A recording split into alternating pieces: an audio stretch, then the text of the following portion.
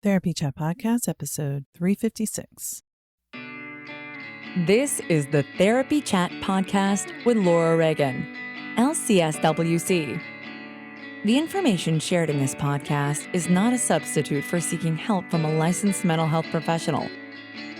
And now, here's your host, Laura Reagan, LCSWC.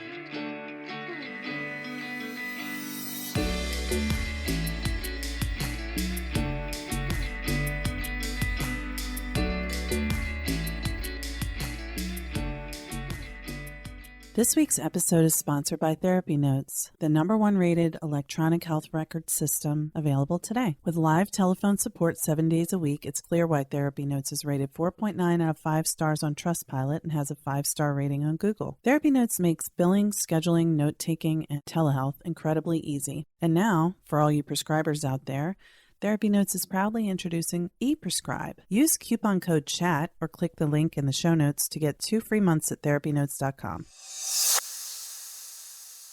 Hi, welcome back to Therapy Chat. I'm your host, Laura Reagan. Today, we are going to continue our exploration of psychedelics in therapy and particularly in working with trauma survivors. My guest today is Dr. Jahan Khamsehzadeh. Jahan Khamsehzadeh, PhD, completed his dissertation on psychedelics in the Philosophy, Cosmology, and Consciousness program at the California Institute of Integral Studies in San Francisco. His book, The Psilocybin Connection, Psychedelics, the Transformation of Consciousness, and the Evolution of the Planet, an Integral Approach, is published by North Atlantic Books and distributed by Penguin Random House. Jahan earned his Master's in Consciousness and Transformative Studies from John F. Kennedy University and his bachelor's from the University of Arizona with a major in philosophy and minors in physics, psychology, and mathematics. Aside from academic work, he has undergone several major trainings, including graduating from the Hakomi Somatic Psychotherapy program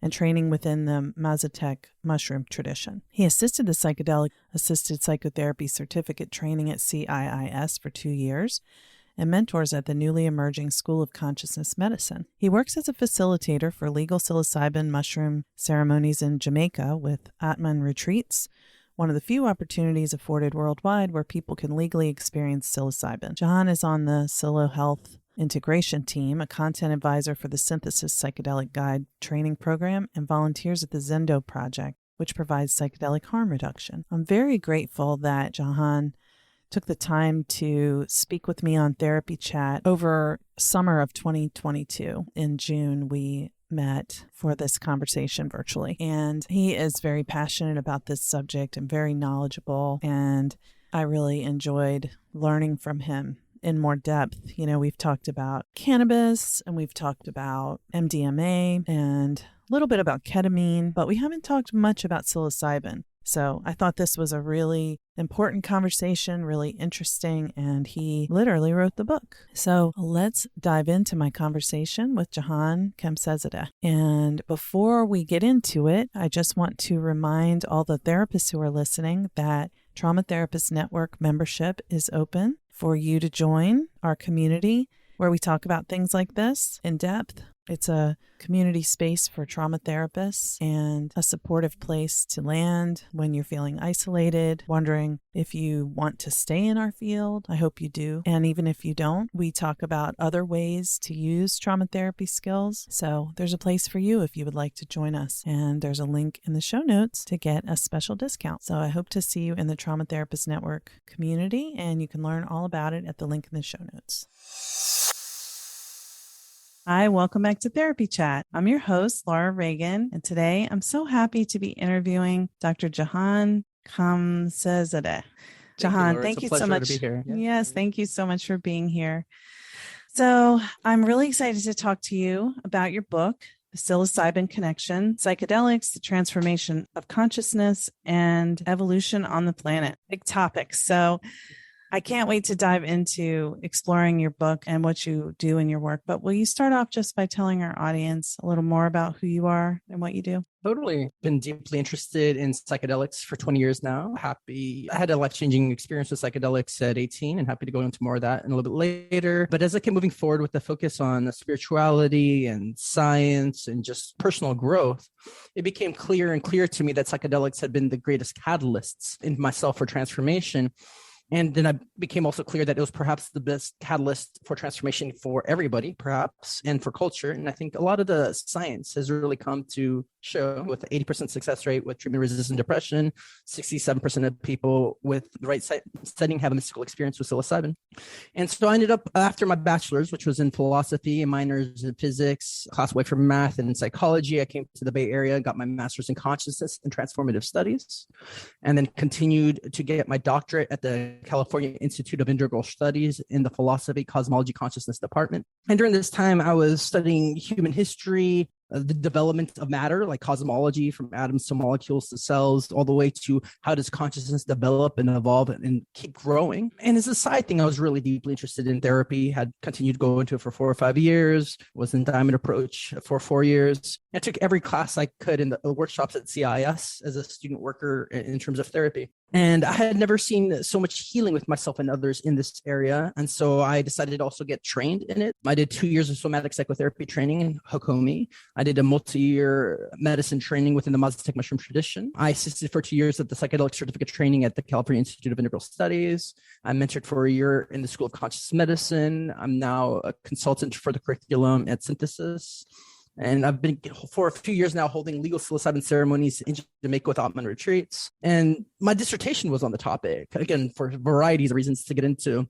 I focused on psilocybin mushrooms because they helped me a lot. And I felt they were the most accessible psychedelics for the population worldwide, over 200 different species of psilocybin mushrooms across the planet. And what interested me was also the deep, long history with the relationship of psilocybin in humans. So that was a big part of the book. And I spent a few years focusing very deeply to create this large level of stories, very well, let's say, researched inside of. There's over 400 unique citations in there. And I read 75 books on psychedelics just for the book. So I was very happy to finally have that to come to completion. And then it was just published and now out in the world. Congratulations. What a timely topic. Many people are becoming more aware of psychedelics and their healing properties. And like the culmination of your study at this moment, this book is very important. So can you talk a little bit about what brought you into, you mentioned psilocybin being specifically very helpful for you. Can you talk a little bit about that awareness? Certainly. My biographical background, my dad was from Iran, my mom from Mexico. They were both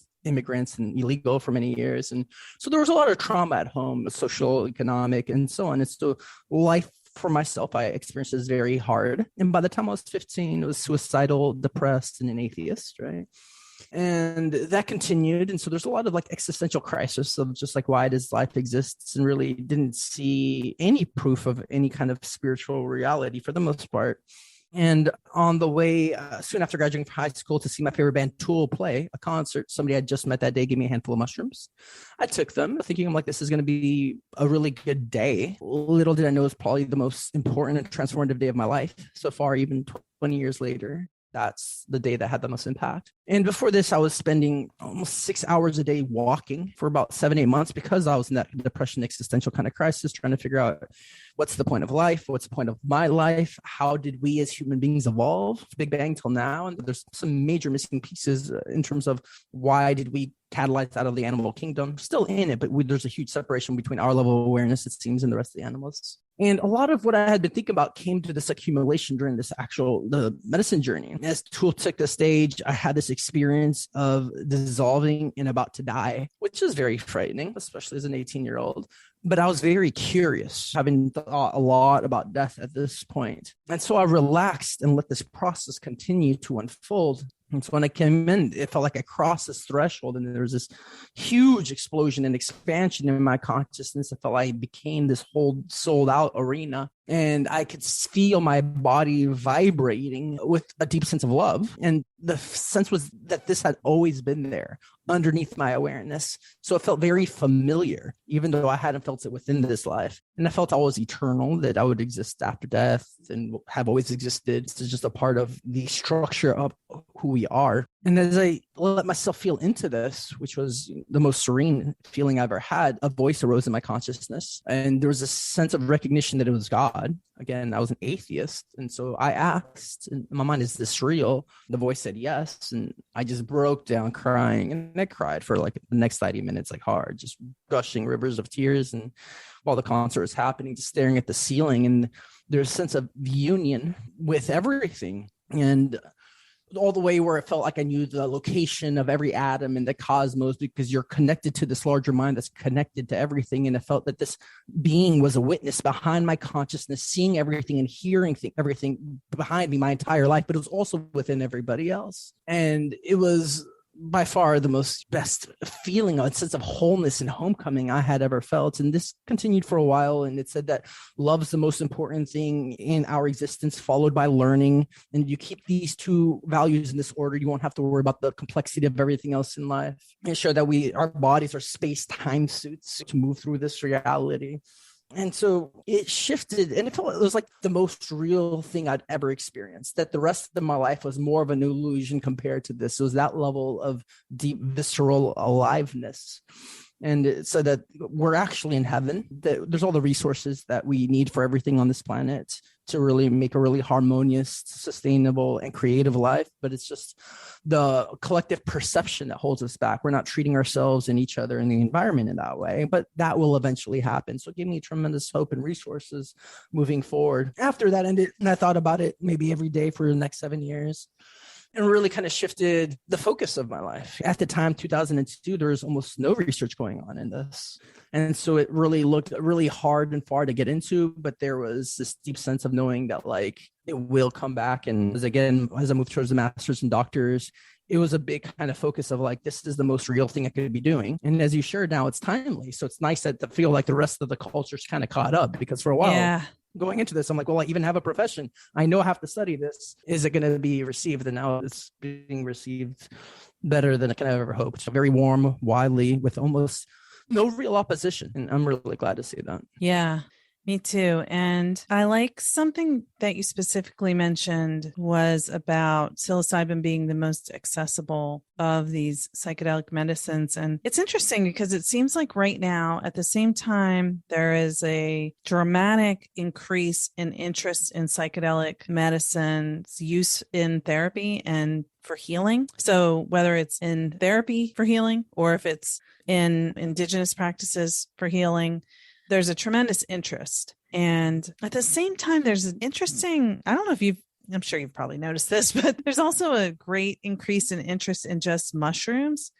And like people are talking about mushroom tea and mushrooms for brain focus. And there's all these supplements for mushrooms. And I don't know, I was wondering if you could give some of an overview of like the mycelium, I think it is what mushrooms are, and how they fit into like, because it seems related to me that mushrooms are so integral in our Earth's functioning and what you're talking about in this sort of like human nature, universal connection that comes with psilocybin. Yeah, no, thanks for bringing that in. I love that we're going right into that topic. And I think we have a lot to owe to Paul Stamets, the mycologist, for really kind of popularizing the importance of mushrooms. I think with him and also on board is Terence McKenna, who died about 20 years ago. They kind of both devoted their entire lives to the Fungi Kingdom and bringing education in countless ways. They've really brought that forward. And so for those, the quick background, the Fungi Kingdom is one of the three large kingdoms on our planet, right? So we have like two smaller kind of singular cells and bacteria, and then we have the plant kingdom, the fungi kingdom, and the animal kingdom, and they are completely different, right? So it's easy to think of for people to put fungi as plants, for example, but it seems they're actually a little bit closer to animals. So it's, again, the completely different categorical structure. And the fungi kingdom evolved about 2 billion years ago, right? So it's quite back, while the animal kingdom evolved about 500 million years ago. So it supersedes animals tremendously. One of the first larger intelligent life forms to evolve, and as many listeners might know, life itself really evolved out of the waters and then onto land. At first, the small kind of cellular life came onto land, and then the mycelial structure, the fungi, came down, broke those life forms, and created nutrients and created soil for plant life to evolve out of the water. And it's thought now that the mycelium, the fungi, mycelium is the larger body of fungi, was the first root systems for plants. So mycelium is this large underground web structure that connects all the plants in an environment, sometimes stretching for miles. 90% of plants have a symbiotic relationship to mycelium. 80% of them go out of existence and mycelium die. And so soon after the plants came out of the waters, then the animals, the insects, and then the larger animals followed them onto land as sources of food. And so they've really been the backbone, you can say, the very grounding of biosphere and complex life. They break down dead matter, break in nutrients for themselves, and then pass it on to all the plant life around it. And they send electrical signals between all the plant lives. And so it really creates this cohesive web in the environment. Again, our very foundation and existence is living on top of them, and it always has. And that's why it's so interesting that psilocybin itself grows out of this vast underground web, which our biological bodies have always actually directly and indirectly been on top of. Yeah. And looking at your book, which I've looked through but not deeply thoroughly read, it's so comprehensive, and I want to dig deeper into it. The thing that came to mind, just like in a very simple way from someone who doesn't know one iota of what you know about it, but that hallucinogenic experiences or psychedelic experiences happen. They're a thing. So there's a reason. It's not just a random thing, like an accidental, someone accidentally left grapes in the sun and figured out it makes wine, and wine gives you a pleasant feeling when you drink it. Like and animals eat plants and berries and things that give them those kinds of experiences. So it's not, but in my mind, before reading in your book, I was like thinking about it, that it was really sort of just random. And that doesn't make sense, really. Totally. No, I'm glad you're bringing that in. And I think it does require quite a paradigm shift to really, it's like a paradigm expansion, because we have to widen our scope to really understand what is going on. I was really taken by this question of how do psychedelics exist by the time I was 15, because I was just like, how could you take something and have such an intricate, you couldn't say hallucination or vision? And as the science moved forward, it's far from random. It creates, I'll focus on psilocybin for now, a hyper-connected brain state, stimulates neurogenesis, the growth of new neurons, increases neuroplasticity, re-enlivens dendrites that have atrophied. And as the more experiential studies have shown, people that take psilocybin right set and setting, even 20 years later, say it's one of the top 3 most important experiences of their life, right? So the experience itself many times isn't experience as random, but like high level, ordered level of consciousness and awareness, depth of feeling, very complex insights of thought, increase in empathy and in cognitive faculties, right? So it's more moving towards order instead of randomness. And so again, it's just like, how did this develop? Like, how did something that is so beautiful, that creates these artistic expressions and deep spiritual insights in you come to be? I mean, even a lab, we can't really necessarily produce that. This is, I believe, closer to the intelligence of how our body develops. It's 37 trillion cells. It's so organized. You don't have to think about your heart pumping. It just does. It's just this deep holistic system. But then we have to extrapolate this level of thinking of what happens to his body and how deeply interconnected and complex it is to the ecosystem and environment, because that's happening in ecosystems also. And that's the context, I believe, to see how does this kind of compound evolve. As I mentioned, the history, we've been on top of these life forms as mycelium forever in terms of our human history. And as I mentioned, the mycelium is this large underground web, and out of it grows these mushrooms, this perfect cap and stem formation, easy to spot and easy to grab. Inside some of these, over 200 different species worldwide, grows psilocybin. And psilocybin fits into the 5-HT2A serotonin receptors in the brain better than serotonin itself, with no biological toxicity, increasing hyperconnected brain states, and I would say creativity that really had helped humanity. And from an insight, it's just like, well, why and how did this develop? Well, the ecosystem has a lot of, say, initiative to bring ecological awareness. And I think for me, a really good grounding came in the book Darwin's Pharmacy, Sex, Plants, and Evolution in the Noosphere by Professor Richard Doyle. He got his doctorate in linguistics and now teaches English and technology at Penn State University. And for his research, he read thousands of trip reports. And he put forward that the signature of the psychedelic insight is that the participant realizes they're part of a vast interconnected living system, and they should be termed ecodelics. So what these substances do is dissolve our individual awareness. A lot of people can use this term like ego death, but dissolves a sense of individuality and boundedness. And then we feel one with nature and each other. So the idea, though, if we're looking at mycelium, what it does, as Paul Stamets and McKenna say, the mycelial structure can theoretically live forever if the host environment is healthy. Some of the longest living organisms are fungi. Some of them are 5,000 to 8,000 years old. The largest organism on the planet is fungi. It's up in Oregon. I think it's like 4 miles long, right? So if it keeps the environment healthy, including the higher order organisms like itself, it keeps on going. So we're in this deep symbiotic relationship with all the plants and all the fungi and the animals for the most part. And I think this is a really important compound that creates a state of homeostasis within the environment. Wow. Yeah. So that is touching on, but I don't know if you can go into more depth about the history of psychedelics and more recently, like the research on psychedelics. And I guess maybe it's not all for therapy purposes. I'm not sure. I think the applications are far reaching than we've ever even been able to do studies on. So we've done studies on spirituality, depression, addiction, anxiety, OCD, addiction to alcohol and nicotine. So far with psilocybin, and I think you can go much more. Right. And the findings have been very positive, more than almost all the other modalities, which says a lot. The history is deeply exciting, as I find. And as you kind of alluded to, there's other plants, other animals that eat psychedelics. There's a good book called Animals and Psychedelics by Giorgio Staramani, an Italian ethnobotanist. And so it's part of the animal kingdom. Ronald K. Siegel, he was a UCLA psychopharmacologist, taught there for 20 years.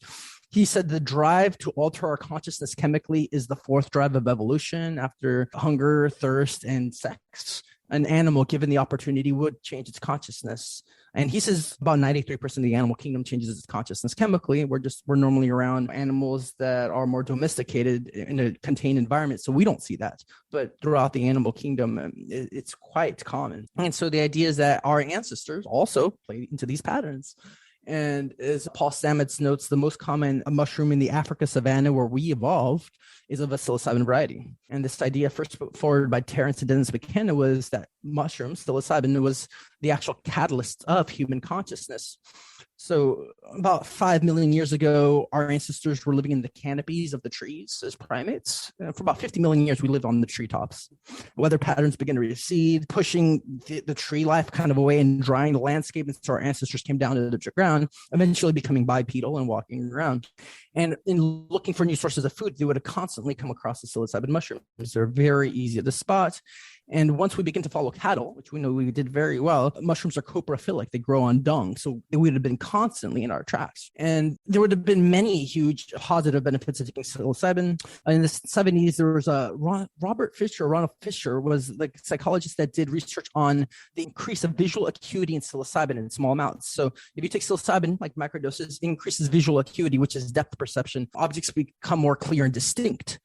So very helpful for noticing snakes in the grass or predators hiding or looking for new sources of food. I mean, the increase of our vision is the most important sense that we use for survival. But indirectly, I think for a lot of people that take psilocybin, it increases all our senses, sight, smell, taste, and touch. You're just more sensitive in general, even including to your feelings and thoughts. At slightly higher amounts, McKenna theorized that it would increase sexual copulation. So it brings up a lot of restlessness and sexual energy and desire for empathy and connection. And so then now you have a primate group that sees more better, but also is copulating more, right? At higher amounts, as studies have now shown for about 50 years, it can catalyze mystical states, right? And so here we have eventually the development of rituals and myths and the beginnings of religion. So it gives a very grounded chemical, archaeological, and ecological explanation for the creation of religious thought and impulses. And so the idea is that our ancestors did this millions of times over millions of years and increasing pace at smaller amounts. And as the brain became more adaptive, again, we have the 5-HT2A serotonin receptor, psilocybin fits in so well, but it fits into our serotonin receptors 6 times more better than chimpanzees. So at some level, there was this divergence that the beings that use psilocybin is the lineage we came out. There's archaeological evidence going back 9,000 to 10,000 years of cave paintings in Africa showing the mushroom use, and the cave paintings throughout Europe showing mushroom use. And then once you get to the Americas, it's just full-fledged on with the Mayans a few thousand years ago, leaving about 200 different mushroom stones. And with the Aztecs, as the Europeans went over there to see them, they chronicalized very well that there's large level mushroom rituals, even in political settings. So unfortunately, here comes a lot of the big downfall. I'm not sure how it happened more in Europe and in Africa, but in the West, when the conquistadors came, they were ordered to eradicate mushroom use very specifically. And 96% of the Aztecs were killed. So 9/10 of the population from North, Central, and South America were eradicated. It was the largest ethnocide in human history. And psychedelic use was rampant in North, Central, South America. There's 50 different kinds of psilocybin mushrooms just in Mexico alone. And so a lot of their history, their language, their religion, everything was just taken over. And it's only now going back, we can see just how big it was. And we know now largely of mushroom use because of the Mazatecs, who they see themselves as descendants of the Mayans. They kind of kept this tradition alive and survived the conquistadors.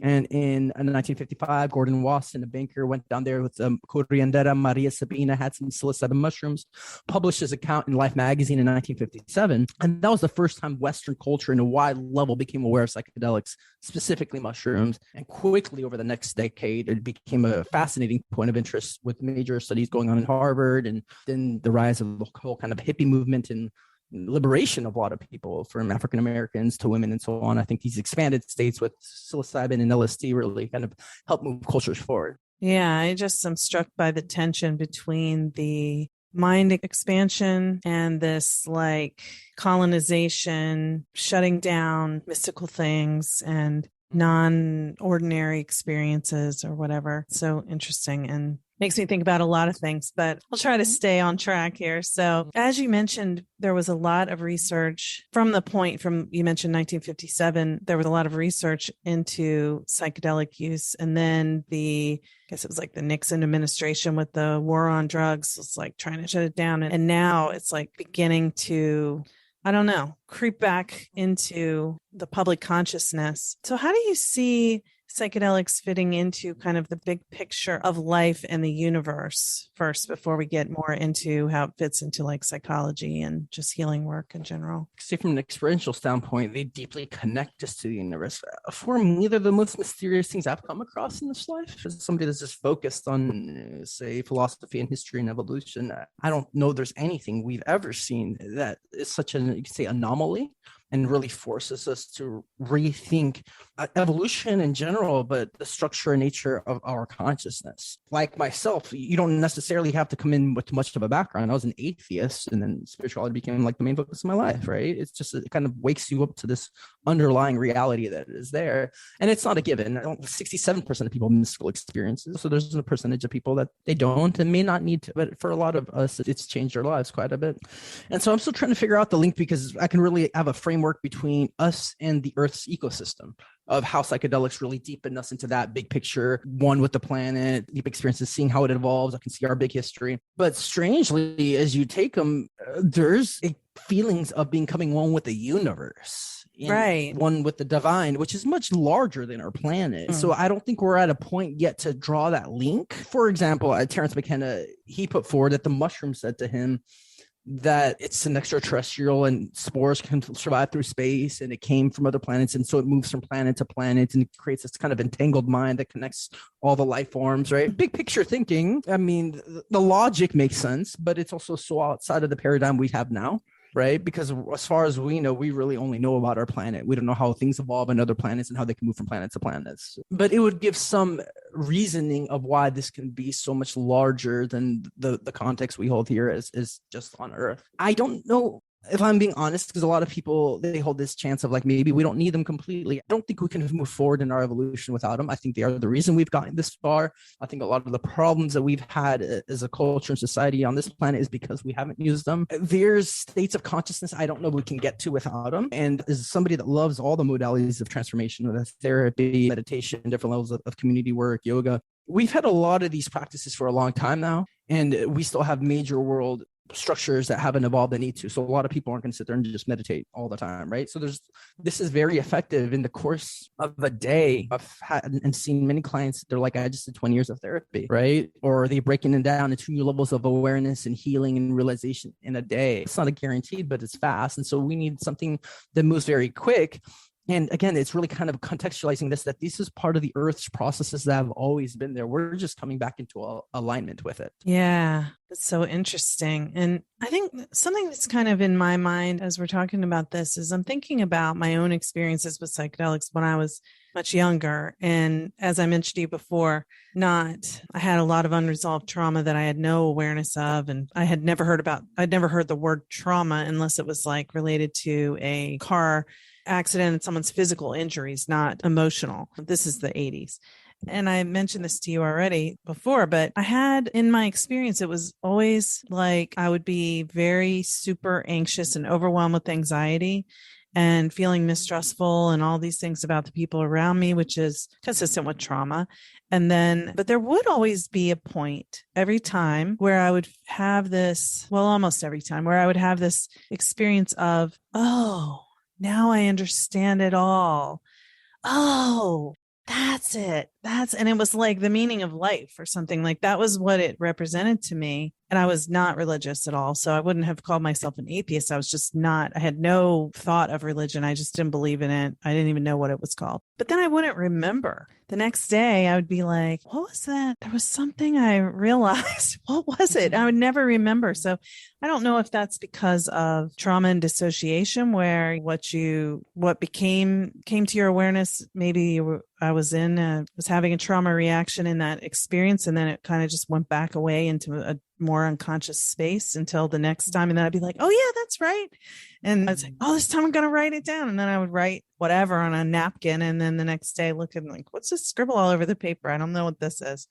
So I could never really have like it sustain. And I'm sort of curious about, I don't know, any thoughts you might have about that. I don't think we need to hold on to in each moment every thought we've ever had, right? It's not unnecessary, even though we want. Yeah. So I think experiences, and including contemplation and development of thought, still has a deep impact on us, even if it doesn't stay at the forefront of our cognitive awareness.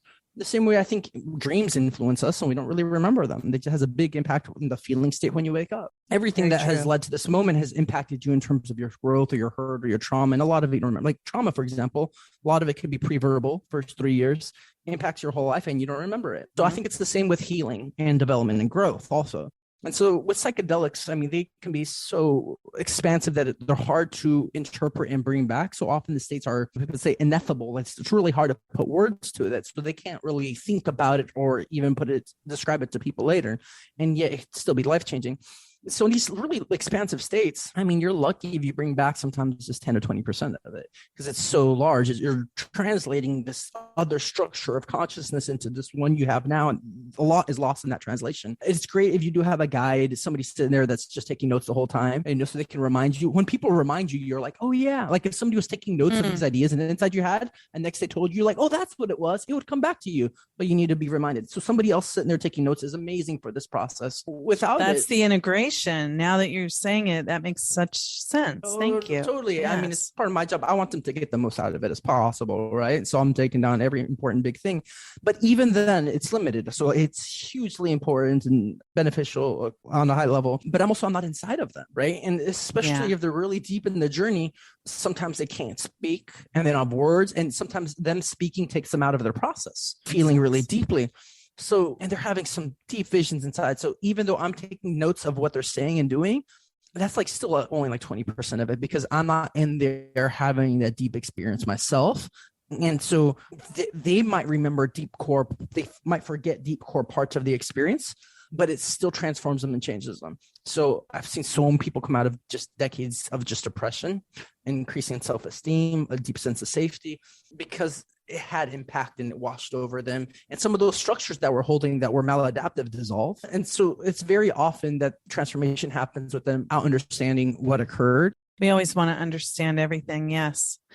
And well, that really helps what you just said, because as you were saying that, I also had like an awareness that what was coming, what did hold or sustain after those experiences and into 30 years later is this deep belief that we are all connected and we're connected with everything and not just even Earth, but we're all connected with all.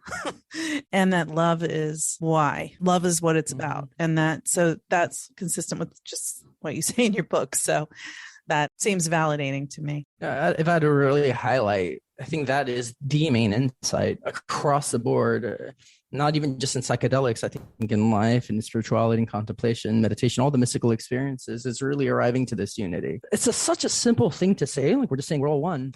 But the implications are profound and change everything about us and the way we live, right? Fear goes out the window, really. A sense of, like, if I'm looking at Maslow's hierarchy, which is a model I really love quite a bit, so there's a development of needs, you feel more secure and safe because we're all connected. You also have a deep sense of belonging. There's more easier to connect with other people. The third stage, there's more self-esteem connected to all of it. Self-actualization is bringing this as part of my identity. And I think at the core level that we are love, because that's a very unitive force. When you love somebody, you want to be close to them. It's the sense of like, I'm feeling one with everything. Love is the emotional response to that. And so that self-actualization is really solidifying that, because self-esteem is still, as a deficiency, I don't love myself yet. I'm not enough. And you're trying to just gather more and more. Once that's said, there's a deep knowing of who I am, and that's not changeable. And then self-transcendence, as Maslow had put in the last many years of his life, is the top part of the hierarchy, which is this ability and focus on wanting to be of service. Because I already know who I am. I'm love, and we're all one. The most meaningful thing I could do is to help others and be of service. It's not just about me, because the me is everybody.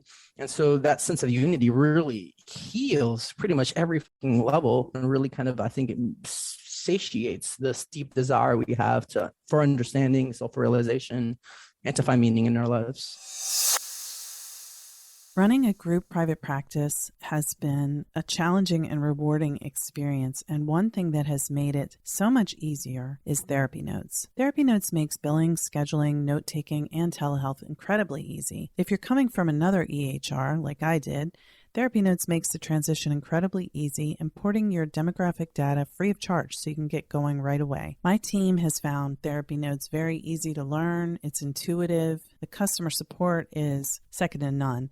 And that's one of the things that has kept me a TherapyNotes customer for several years now. Anytime I've needed to contact TherapyNotes for help with an issue I couldn't figure out on my own, I've been able to get through to someone and resolve the issue within 15 minutes, 99% of the time. Find out what more than 100,000 mental health professionals already know. Try TherapyNotes for 2 months, absolutely free. Just click on the link in the show notes or enter the promo code CHAT at therapynotes.com.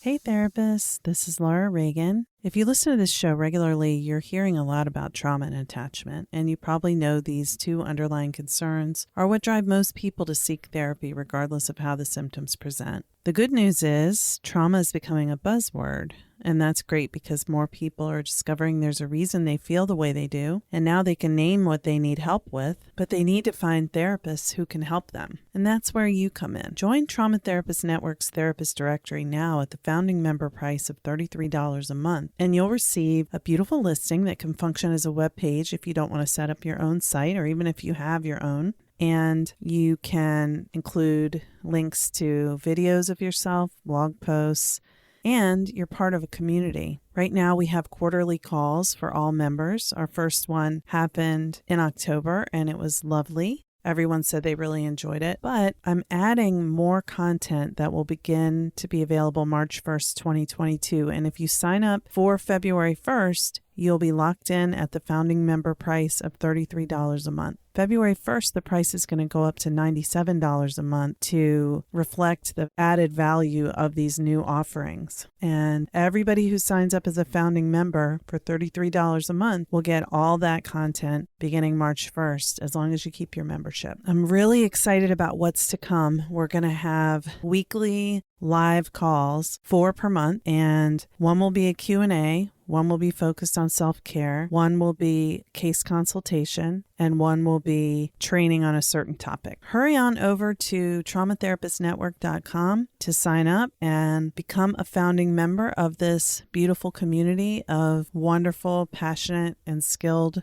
trauma therapists. We need you. People who have trauma are out there looking for you, and they don't know how to discern that you specialize in trauma. So come on over to the Trauma Therapist Network and get listed. Join our community and this movement. traumatherapistnetwork.com. Yeah, it is hopeful, like you said, especially when there's so much division and violence in our world right now. Totally. It causes pain. Absolutely. I think and I don't know anything else that does this quickly at all. Some people are lucky and there's gracious, spontaneous experiences of oneness people have, which is amazing. And they're one in a million. It's far and few between. And there's a deep intuition of it, I think, within everybody, but we have so many blocks because it's not being forced in society. Just look at the politics. It's so divisive. So we can't look outwards and other people that don't have that grounding to find that truth. So it's something inside that dissolves and realize that our very being is the structure of everything. And if you look at the sciences, it's really easy to see everything's interconnected. But if we look at our social systems, we can really kind of, I want to say, we're not at a place where that affirms that deep truth. Very much not there now, but there's hope to get there. I think so. This gives me hope. Yeah.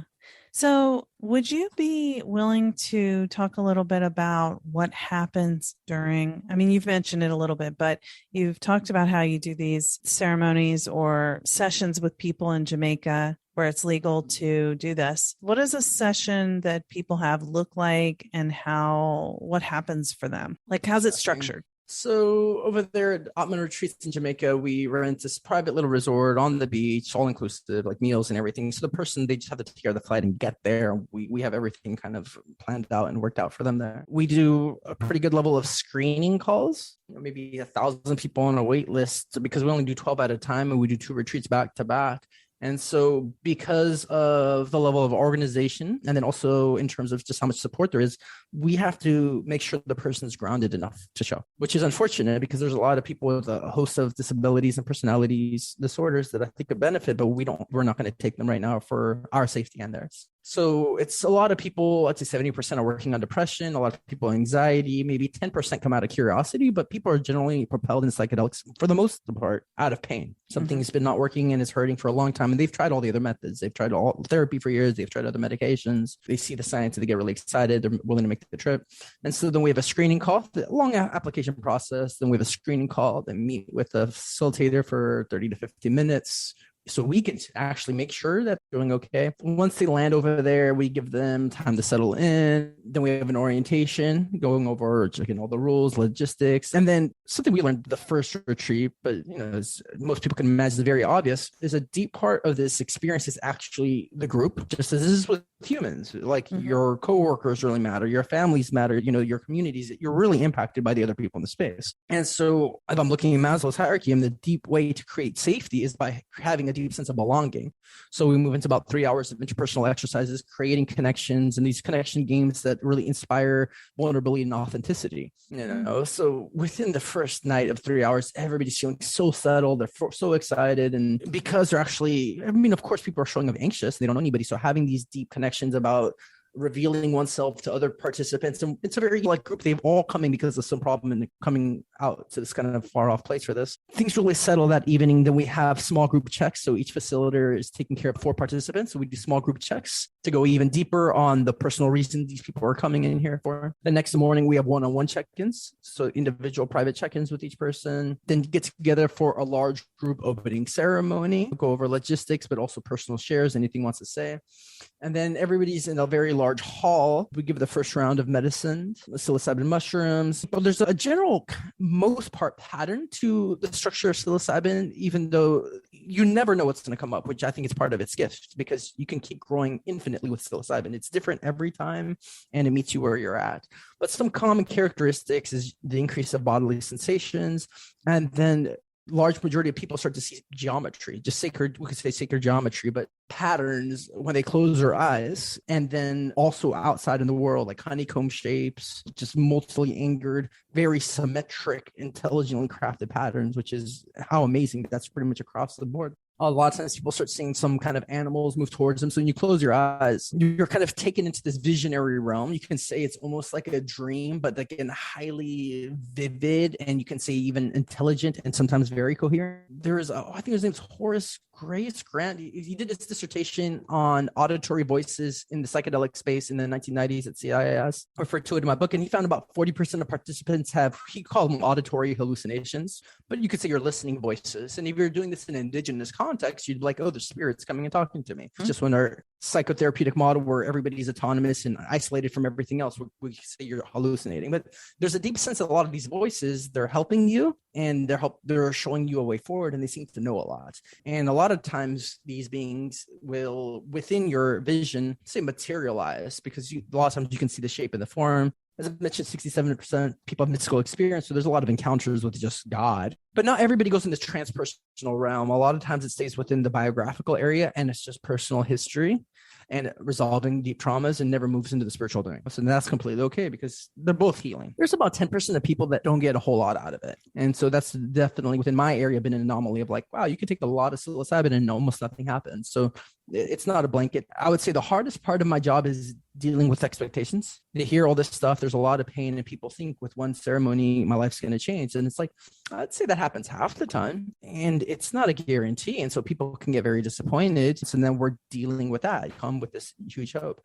But for the most part, just as the rating with our company is like 9/10 out of people come out very happy and have a lot of growth. It's a very safe compound. If people feel safe, there's no biotoxicity and things go by really smooth.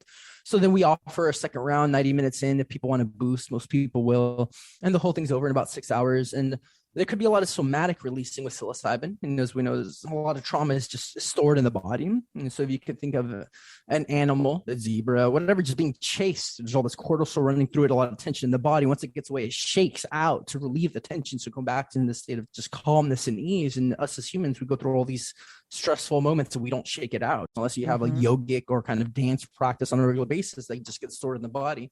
So it's very common to see a lot of shaking and moving in just cathartic release. It's very common for people to cry. There's almost like no hiding from yourself on psilocybin. So it really kind of confronts you with your truth, which is great for integration and wholeness. But it's also nice to highlight that it's not always comfortable. I've had the most hardest agonizing times in my life on psychedelics, but the most blissful. And even those that were very difficult were very growth enriching, but it can be very uncomfortable.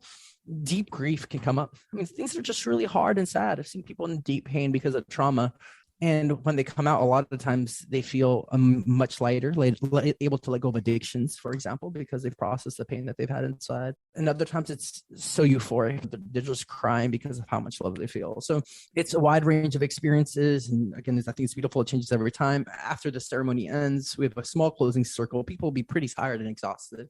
Even though it's 6 hours, their nervous system and their emotions and minds just went through a lot. So we just have some food, they go to sleep, and then the next day is spent entirely for integration. We have a 2 to 3 hour group circle, individual check-ins, again, time to relax on the beach. We used to have the thing so structured because we wanted to offer so much. And we found out that people actually need like at least 3 hours of unstructured time to rest. Instead of moving from integration activity, people wanted or needed to just be on a hammock, go into the water, relax, or just talk among themselves as part of the integration. And then we'll come back, have dinner, have kind of group kind of campfire. And then the next day, because they got the rest all day before, we have a larger integration circle, not just from the ceremony, but the entire experience, wrapping it up. And then people are able to go. And then we have another integration call about a week or two afterwards. So it's very kind of tightly packed and orchestrated, but there's a lot of support for just the one psilocybin experience. Thank you for explaining that. And it's really interesting to me to hear the different ways that these types of experiences can be structured, because I've heard a lot of different ways and they all have seemingly a lot of benefits. So with that, when people go back, so I guess I'll share, I've talked to and heard about people having experiences where they go, whether it's an ayahuasca ceremony or in Mexico, some people are doing the 5-ATP that you mentioned, and 5-MeO-DMT. Yes, thank you. And ibogaine, and having powerful experiences that are transformative while they're there. But then when they return to their normal environment, some people have had a hard time returning into their life and maybe have like not necessarily with psilocybin, but just, is there anything you could say about those, like what is beneficial to people when they are returning, reintegrating to their life to help with like either helping the healing keep moving forward or preventing like a sort of like a backlash effect. I don't know what else to call it. Yeah, no, thanks for Because I saying think, that. and this is in reference to trauma, by the way. Yeah. Oh, good. Good. No, thanks for putting that out there. Yeah. As you share, there's so many ways to hold space and have these psychedelic experiences, all the way from, well, taking it from by yourself, and then maybe like large festival like Burning Man, and there's all these like harm reduction centers. Just somebody's having a hard psychedelic experience, you take them to like the Zen Do and they take care of them. And so there's large kind of festivals, and then there's a more indigenous kind of context, which is a kind of group rituals and ceremonies, as you shared with ayahuasca. I just went to a Santo Daime ceremony last weekend. So it's a very structured, from like Brazilian kind of background, singing Portuguese the entire time. Everything's in order. Everybody's wearing white, and it kind of brings that context. And it's more strict, not necessarily my favorite approach, but I just really love learning different ways this can happen. And then we have the Western therapeutic model, which is more one-to-one, like with a guide or a therapist. And I think each one kind of offers its own medicines, and it has its own limitations. And so specifically, I think for working with trauma, the one-to-one is by far the best. There's not that much space for you and your personal self, but then also a lot of care support in a group ceremony, in the sense of like, there's a guide with you the entire time for 6 hours, full attention that can process everything. You know, what we have in Ottman's a nice hybrid, because we have one person to 4 people, and we're hyper attentive, and we have all this one-on-one time all around it. But with traditional ceremonies, let's use Aya, for example, there's their prep for the most part, and I'm simplifying it, is pretty much have a nice clean diet leading up to it and keep that afterwards. That's the prep, right? So there's no psychological real prepping. There's no, what's your traumas? Let's get to know you. I want to be aware of all this. But then you normally have a facilitator, maybe an assistant holding space, and you're kind of on your own through the journey. And for the most part, because it's a group ceremonies and things are more kind of really structured, a lot of times you can't really speak a whole lot and you can't say a whole lot. So if you're having a huge trauma cathartic release, you're kind of forced to keep things quiet and inside, which can be very uncomfortable. And then afterwards, maybe you have one group integration circle, but then you're off in the world again, right? And so there's not that depth of connection that can happen with somebody else. It's just, but they also didn't have, when those were created, didn't have a background of trauma. Trauma is largely Western, I would say, awareness that we've gained. For them, it's negative spirits that are attached to you. We got to get those spirits out, instead of being like, oh, this is part of your biography, and there's like emotions that are stuck inside. As Ken Wilber kind of really kind of points out, the kind of integral therapist, integral philosopher, that the shadow, the whole concept of the shadow and trauma was something that Western therapy kind of really brought into the larger level of knowledge. It's not necessarily found like in the Eastern traditions even. And so with the Western model, or if you're working with a therapist or guide, I haven't seen that level of backlash continue to occur, because that person generally, as we also have in Notman, is always available for you. So you can always reach out for integration sessions later, always, right? You're kind of making a commitment and openness to this person. If something comes out 3 weeks or 3 months later and they need to digest something or process something, you're there for them, right? And so they're not left out in the world necessarily alone. Most people come back. I mean, it's a high repeat rate because they get a lot out of it. So 5 or 6 months later, they might come back. So it's like an ongoing relationship, just like you would with a therapist. Therapists you can see weekly, right? Here, you see them for a while, they'll come back later. And for myself, I really highly encourage for them to have other support systems. And we ask that you have other support systems, but also encourage them to have a therapist outside of this, right? Like, I don't want to leave them alone. So they need somebody to process with. And if they don't have somebody, I'll be available. Yeah, I hope that answers your question. Yeah, thank you. Yes, that does. And I think what you're naming is the level of co-regulation that their nervous system, the individual's nervous system, requires to be able to stay safe within the experience. It varies from person to person. And so people should probably be aware of that when they're going into these types of experiences, just to think about, well, what do I really need? And maybe hopefully talk about that with their therapist together to help prepare. Yeah. I think sometimes people seek psychedelic experiences rather than therapy. So they're not necessarily connected with therapy, and they go, yeah, this is the thing that's going to heal me, because people are hearing about it everywhere you turn. No, I think it's a great triad. Like, the medicine is absolutely incredible, right? And then what heals a lot of times us in general is relationship and connection. That's where a lot of the wounding is, and that's where it gets to heal. Exactly. And so having that presence there that's really loving and caring and connected, does wonders. Psychedelics themselves only go so far. They really do. Like if you're lonely, you could keep taking psychedelics, you're still going to be lonely because there's a need that's not being met, like connection. Like if you're hungry, you could keep taking psychedelics, you're still going to be hungry, right? So it doesn't fix everything. Yeah, it can change your awareness. It can heal some deep emotions. But we still have needs that need to be met, and connection is a really important need on every level. That we atrophy without connection. Yeah. And as you say that, I'm thinking about the people that I'm aware of who had those types of experiences. There were definitely attachment injuries early that were where they kind of got stuck after the experience, was in like a shame spiral of I am bad and unlovable, and just going into that pit and not being able to come back out. So that's exactly, relational attunement is the antidote there. Totally. Yeah. Absolutely. I love it. I've heard before that shame is a relational wound. We're not necessarily born with it. At some point, we were being ourselves, and it felt a part of us felt rejected either by our parents or at school or something. And I had to hide a part of myself. So it disconnects from the way we show up within ourselves and in connection. And there's shame around it. And shame is pretty much, I don't like myself. I don't want to exist. I want to hide whatever aspect of you that has shame. And so the only way it heals is back through relationship, by coming back into the light, coming back into connection with ourselves. And so a lot of self-love can help, but I think the end of the process is by then bringing ourselves fully back into a relationship. And the therapist is there to provide that space of like non-judgmental, loving, space holding and connection. Yeah. So let's kind of, as we move toward the end of our time for now, let's talk about how you see the use of psychedelics. Like, what is the direction that you see the potential for psychedelics in healing psychologically and somatically? There's so much. This large chapter in the book, it's chapter 6, and I had to break it down itself into 20-page sections. One section that covered psychotherapy and healing, one section that covered art and culture, one that studied philosophy and science, and then another part on just economics, because I think it's the structure that needs to shift for a lot of the other structures to shift. It's kind of the main thing kind of hold this back. And so hopefully it's undisputed at this point how much healing can be happening with psychedelics. Again, we have hardcore research that's been happening now for decades. And so the benefits innumerable. I mean, there's so much pain. Depression is rising. Anxiety is too. I mean, just the level of PTSD and trauma, it's helpful in so many ways.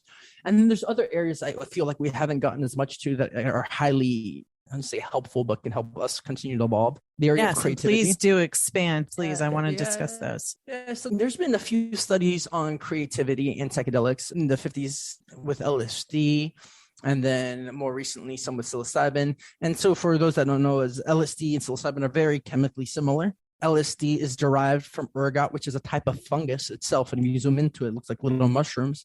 And it's a derivation of what's in ergot. And pretty much one way to see it kind of just cleans the parts of ergot that was toxic, because it could be poisonous, and gives us this compound. And so they did a study in the 60s where they took, and James Fadiman was a part of the study, like a guy that really kind of put forward and popularized microdosing. They found about 60 architects, scientists, mathematicians, artists, engineers that had been stuck on a problem for about 18 months, and then gave them an LSD session to focus on their problem.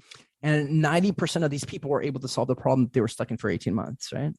And so this is one study, and there's been more recently, where this can help us solve a lot of the world's major problems and crises. It gets you out of your regular default mode network, your way of thinking, and creates this hyper-connected brain state, so it brings a lot more things available to you. And so whether it's engineering problems, scientific breakthroughs, economic issues, techniques across the board, we can deepen our problem solving and the visionary skills. I love the area of also visionary art. There's a huge area that has developed in the last few decades of art, including just visual art, that's inspired by psychedelic states. Alex Gray's the most popular one. He's decades of doing work in this. And then Andrew Jones is another very popular one, because you can have these extreme heightened states that are archetypal, deeply enriching, and when you see them within your consciousness, they can be better than the best CGI on the planet. It's like this augmented reality you go into, and you can have very skilled artists bring them out so that it create a deep sense of inspiration. You know, a lot of times when people that have had these experiences and they see the artwork, it kind of helps them pull them back into that state. You remember it more because you're like, well, oh, this is very profound. It deepens empathy. Studies have been done. It deepens empathy, which I think is a very strong need, and bringing different viewpoints together, deepening relationships, deepening communion, communities, deepening families. So a lot of the healing, I think there's these root words with healing, wholeness, and holy that can happen in the world can really be assisted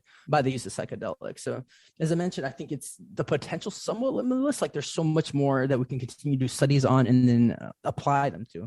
Yeah. Wow. And will you say something about economics, how you think that could shift with the help of psychedelics? Because the capitalist thing is not working out real great for most people. Most people. Yeah, most for sure. And I remember getting very clear about a decade ago now that almost all the large scale collective problems we have come down to economics. And I think that's a big thing I think to become aware of, whether it's war, racial issues, animal factory farming, ecological destruction, super tied towards it, including the climate crisis tied. So all these huge things that come down to it is because somebody's making a huge profit, right? Yeah. So capitalism by its nature, the focus is on capital. And the idea is this very kind of autonomous view that it's there for a specific person or whoever's on the top of this pyramid to acquire more wealth. And if it means extracting wealth from everybody else under them and extracting resources from the environment. And when you're bought into that system, like that's the point of the game. And if you're not connected to some deeper, or say, spirituality or sense of interconnection, and you don't know what life's about, and you're just seeing this material, physical reality, it's easier for some people to assume, like, well, I guess the point of my life is to acquire more physical wealth. And I think that's where self-esteem part comes in with Maslow's hierarchy. If you don't know your value, it's easy, and everybody else cares about money, then my value gets tied to how many digits and numbers I have in a bank account. And so people have $1 billion still not feeling like they're good enough, just getting more and more. And they're winning the game, right? In the large sense, they're losing it, and everybody's losing, right? We're not in here happy world that's making it more sustainable, connected, and creative. We're not evolving forward. It's just this deep, just selfishness that just gets really enforced. And so when that sense of self dissolves, you realize you're connected to everything. You gain more by helping. Like there's been major studies in terms of, this is about also like 10 years ago, after $70,000, there's no more correlation between happiness and finances. Right. And that's probably more like 90,000 now. After your basic needs are met, there's time for leisure and so on.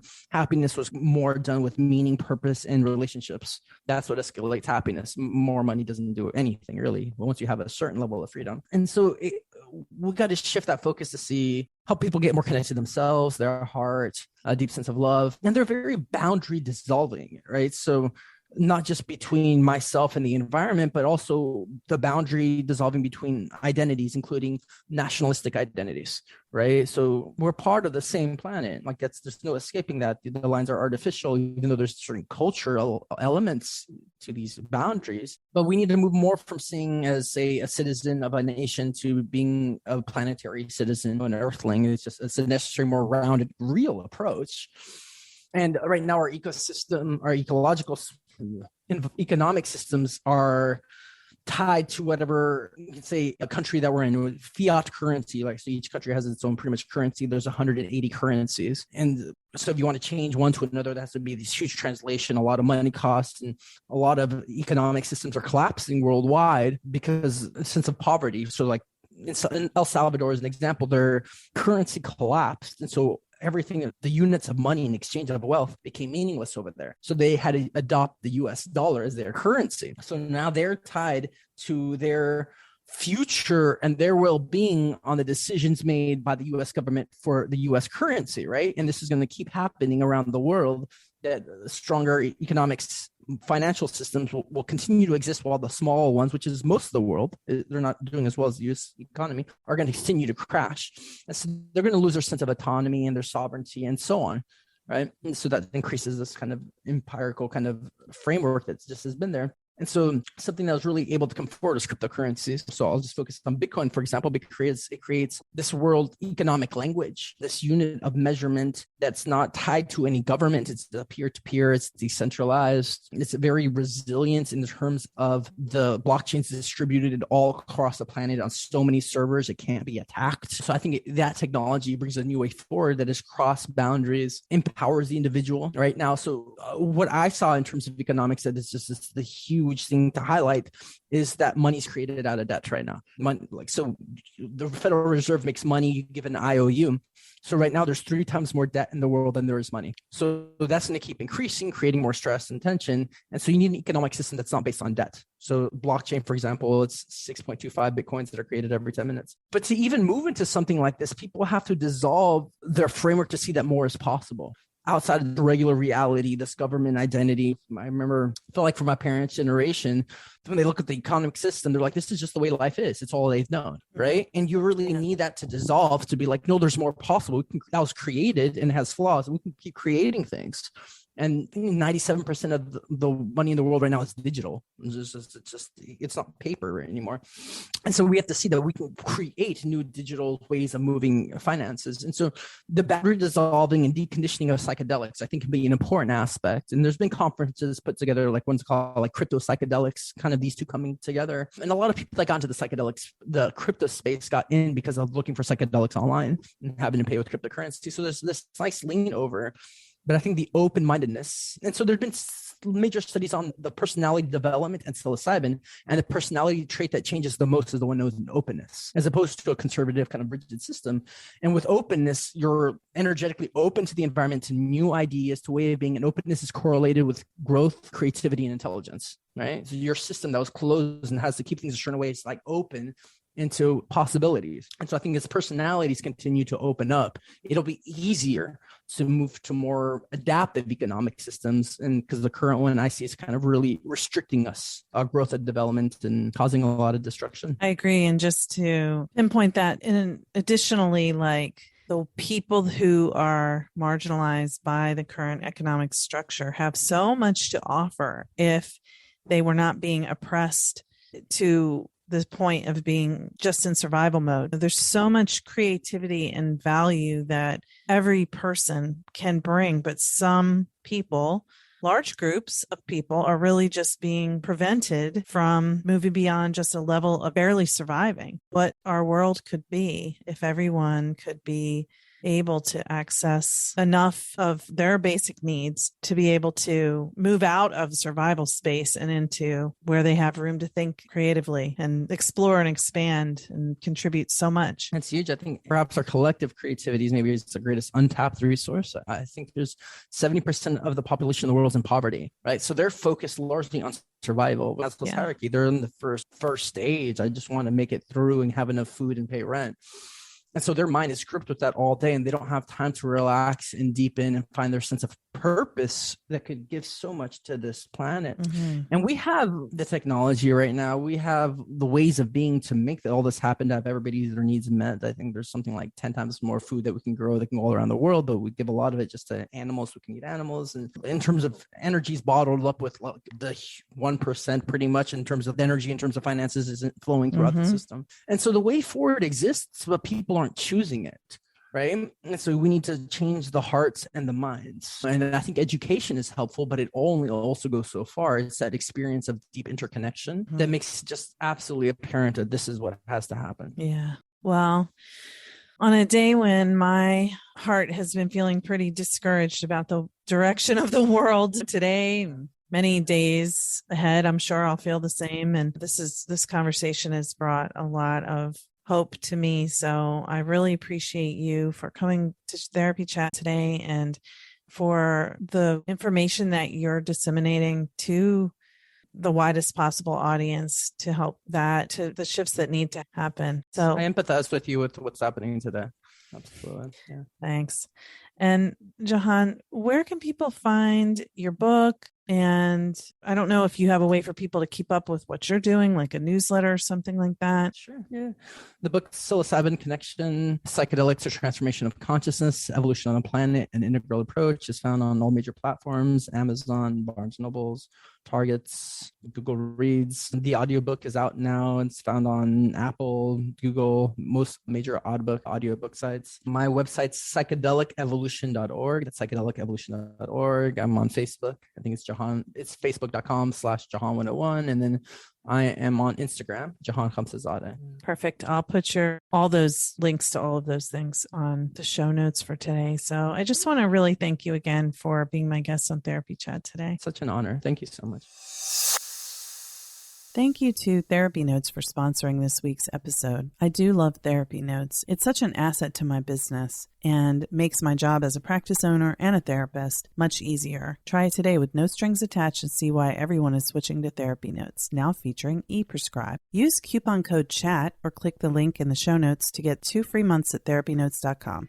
Thank you for listening to Therapy Chat with your host, Laura Reagan, LCSWC. For more information, please visit therapychatpodcast.com.